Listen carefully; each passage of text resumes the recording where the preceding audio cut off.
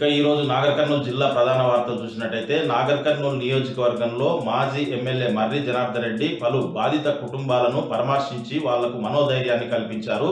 తాడూరు మండలం తుమ్మలసూగూరులో ఇటీవల విద్యుత్ షాక్తో మృతి చెందినటువంటి భాష్యమోని శంకర్ కుటుంబంతో పాటు పిండిగిర్ని వద్ద విద్యుత్ షాక్ గురైనటువంటి తల్లి కొడుకు జయమ్మ శ్రీకాంత్ కుటుంబాన్ని కూడా మాజీ ఎమ్మెల్యే మర్రి జనార్దన్ రెడ్డి పరామర్శించి వారి కుటుంబానికి కూడా మనోధైర్యాన్ని కల్పించడంతో పాటు ఆ రెండు కుటుంబాలకు కూడా శంకర్ కుటుంబంతో పాటు తల్లి కొడుకుల కుటుంబాలకు కూడా ఆర్థిక సహాయం అందజేశారు.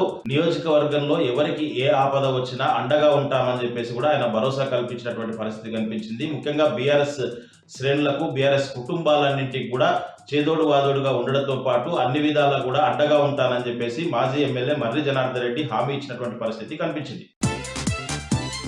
మరొక వార్త చూసినట్టయితే నాగర్ కర్నూలు జిల్లా ప్రధాన న్యాయమూర్తి డి రమాకాంత్ ఆదేశాల మేరకు జిల్లా న్యాయ సేవా అధికార సంస్థ కార్యదర్శి నసీం సుల్తానా ఈరోజు నల్లమల అటవీ ప్రాంతంలో పర్యటించి చెంచులతో మమేకమయ్యారు.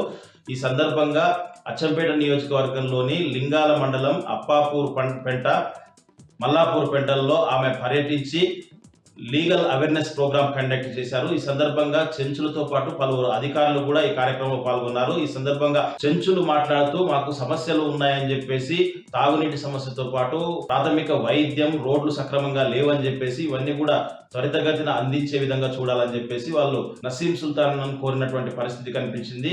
ఈ సందర్భంగా ఆమె మాట్లాడుతూ ఏ సమస్య ఉన్నా లీగల్ అధికార సంస్థలు సంప్రదించాలని మీ సమస్యలు పరిష్కరించేందుకు కృషి చేస్తామని చెప్పేసి కూడా ఆమె హామీ ఇచ్చారు. అనంతరం చెంచులకు వారు పండ్లు పంపిణీ చేశారు. ఈ కార్యక్రమంలో పోలీసు, రెవెన్యూ, అటవీ శాఖతో పాటు పలువురు అధికారులు కూడా పాల్గొన్నటువంటి పరిస్థితి. అనంతరం అచ్చంపేటలో ఉన్నటువంటి బాల సదన్లో ఉన్నటువంటి బాలికలను కలిసి వారికి ఉన్నటువంటి సమస్యలు తెలుసుకొని వాళ్ళకు కూడా పండ్లు పంపిణీ చేసినటువంటి పరిస్థితి కనిపించింది.